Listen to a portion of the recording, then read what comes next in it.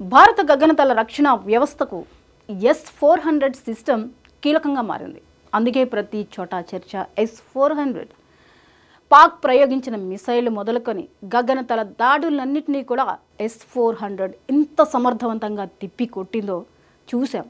లక్ష్యాలను కరెక్ట్గా ఛేదించుకుంటూ వెళ్ళింది. ఇంతకు మించిన సామర్థ్యం గల ఇప్పుడు S-500 క్షిపణి, దీని గురించి మాట్లాడుకోబోతున్నాం. ఇది ఒక విధ్వంసక వ్యవస్థను అందించేందుకు ఇప్పుడు రష్యా ఆఫర్ చేస్తోంది. సో రష్యా నుంచి S-500 త్వరలో రాబోతోంది. మరి దీని అడ్వాన్స్డ్ టెక్నాలజీ ఎలా ఉందో కూడా ఇందులో తెలుసుకునే ప్రయత్నం చేద్దాం.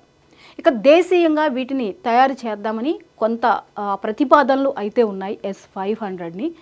అది ఎంత సమయం పడుతుంది ఏంటి అనేది ముందుకు వెళ్తే, అసలు S-400 కంటే ఎక్కువ సామర్థ్యంతో S-500 ఇంకొంచెం అడ్వాన్స్డ్ టెక్నాలజీ అన్నమాట. S-400 లక్ష్యాన్ని ఛేదించడంలో ఎంత పర్ఫార్మెన్స్ చూపించిందో చూసాం. ఇక దానిని మించిన అడ్వాన్స్డ్ టెక్నాలజీ ఈ S-500లో రాబోతుంది. ఇక నిపుణుల అంచనాలు వాళ్ళు చెప్పేదాన్ని బట్టి చూసుకుంటే దీనిలో బహుళ వ్యవస్థలు ఉంటాయి. శత్రుదేశ అస్త్రాలను ధ్వంసం చేయగలుగుతుంది. ఇది అంతరిక్షంలోని టార్గెట్స్ని కూడా ధ్వంసం చేస్తుంది. భూతలంలోనే కాదు, అంతరిక్షంలో ఉన్న మనం ఒక టార్గెట్ని నిర్దేశిస్తే ఆ టార్గెట్ని కూడా ఛేదించగలిగేటటువంటి కేపబిలిటీ దీనికి ఉంది. దేన్నైనా కానీ నాశనం చేయగల సర్వ సామర్థ్యాలు దీనికి ఉంటాయి. అంటే ఇంకొంచెం అడ్వాన్స్ అనమాట. S-400 కంటే కూడా ఇది చివరికి అంతరిక్షంలో మనం ఒక టార్గెట్ని నిర్దేశించామనుకోండి, దాన్ని ఛేదించగలదు. Fighter jets, cruise missiles, hypersonic missiles, శత్రుదేశ నిఘా శాటిలైట్స్, ఇవేటైతే ఉన్నాయో వాటినన్నింటినీ కూడా తునాతునకలు చేయగల కెపాసిటీ ఉంది. ఇది భూమి ఉపరితలం నుంచి 200 కిలోమీటర్ల పైన ఉన్న టార్గెట్స్ని కూడా నాశనం చేయగలిగే సామర్థ్యం దీనికి ఉంది. మొత్తం 600 కిలోమీటర్ల పరిధిలో, అంటే మనం ఎక్కుపెట్టిన తర్వాత 600 కిలోమీటర్ల పరిధిలో శత్రుదేశ మిసైళ్ళు ఏమున్నా, అది విమానాల వరకు మిసైల్ నుంచి స్టార్ట్ చేసి విమానాల వరకు ఏదున్నా కానీ దీని దాటి ముందర నిలవలేవు. అక్కడ మిసైళ్ళు ఉండనివ్వండి, విమానాలు ఉండనివ్వండి, 600 కిలోమీటర్లు అంటే టార్గెట్ ఎంత దూరమో మీరు అర్థం చేసుకోండి. 600 కిలోమీటర్లు అంటే మాటల. మ్యాక్ 20 వేగంతో వస్తున్న 10 టార్గెట్స్ని కూడా ఏకకాలంలో ధ్వంసం చేయగలదు. ఇది ఒక్క టార్గెట్ని కాదు, 10 టార్గెట్స్ని మీరు చేస్తే 10 టార్గెట్లని కూడా ఒకేసారి ధ్వంసం చేయగల కేపబిలిటీ ఉంది. ఈ S-500ని అల్మాజ్ అనే సంస్థ డిజైన్ చేసింది. ఇది 2021లో ఇది రష్యా అంతరిక్ష భద్రతా దళంలోకి వచ్చింది. దీనికి సంబంధించి తొలి రెజిమెంట్ కూడా ఇప్పటికే అందుబాటులోకి కూడా వచ్చినట్లుగా తెలుస్తోంది. ఒకవేళ ఈ వ్యవస్థ అందుబాటులోకి వచ్చింది అంటే భారత్ దీన్ని సరిహద్దు రాష్ట్రాల్లో మోహరించడానికి సిద్ధంగా ఉంది.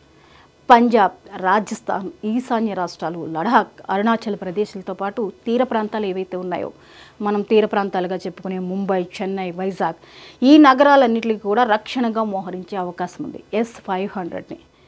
సో చైనా, పాక్ దాడుల్ని తిప్పికొట్టేందుకు వీలుగా వీటి మోహరింపు ఉంటుంది S-500. సో త్వరలోనే రష్యా నుంచి S-500 రాబోతోంది. ఆల్రెడీ అక్కడి భద్రతా దళంలో S-500 ఉంది. మన భారత్కి రావడానికి ఇంకొంత సమయం పట్టచ్చు. శత్రువుల్ని ఢీకొట్టడంలో ఇది ఇంకొక స్టెప్ ముందుకెళ్తుంది. S-400 ఎలా టార్గెట్స్ని రీచ్ అయిందో దానిని మించి ఆ టార్గెట్ని తునకలు చేయగలిగేటటువంటి కేపబిలిటీ ఉంది. ఇలాంటి అద్భుతమైన అస్త్రాలన్నింటినీ కూడా భారత్ అమ్ముల పొదిలో చేరుతున్నాయి. ఇంకా వీటి మీద భారత ప్రభుత్వం ఇంకా దృష్టి సారిస్తోంది. మనల్ని మరింత బలోపేతం చేసే క్రమంలో వ్యూహాలు జరుగుతున్నాయి. దానికి తగిన విధంగా మరిన్ని నిర్ణయాలు తీసుకునే అవకాశాలు కనిపిస్తున్నాయి. S-400 ఒక రికార్డుని సృష్టించింది. ప్రతి నోట ఎప్పుడైతే ఆపరేషన్ సింధూర్ తర్వాత నుంచి అందరి నోట వినిపిస్తున్న మాట, చర్చల్లో నలుగుతున్న మాట S-400. ఇప్పుడు S-400 నుంచి S-500కి వెళ్ళబోతున్నాం. ఈ S-500 మనకి రష్యా నుంచి రాబోతుంది. కొంత సమయం పడుతుంది, కానీ ఇది కంప్లీట్గా అడ్వాన్స్డ్ టెక్నాలజీ. S-4 కంటే కూడా అడ్వాన్స్డ్ టెక్నాలజీ. ఏ యుద్ధ విమానాన్నైనా దేన్నైనా అది అంతరిక్షంలో ఉన్నా ఎక్కడ ఉన్నా సరే అది రీచ్ అవుతుంది. 600 కిలోమీటర్ల టార్గెట్ని కూడా ఒకేసారి తునాతునకలు చేయగలిగే కేపబిలిటీ. ఇంకా శత్రువుని ఎలా తిప్పికొట్టాలో, ఎలా నాశనం చేయాలో దానికి తెలుసు. ఒక్కసారి మనం టార్గెట్ని నిర్దేశిస్తే సరిపోతుంది, విజయవంతంగా పని పూర్తి చేసుకుని వచ్చేస్తుంది. సో అటువంటి శక్తివంతమైన S-500 భారత అమ్ముల పొదిలో చేరబోతోంది.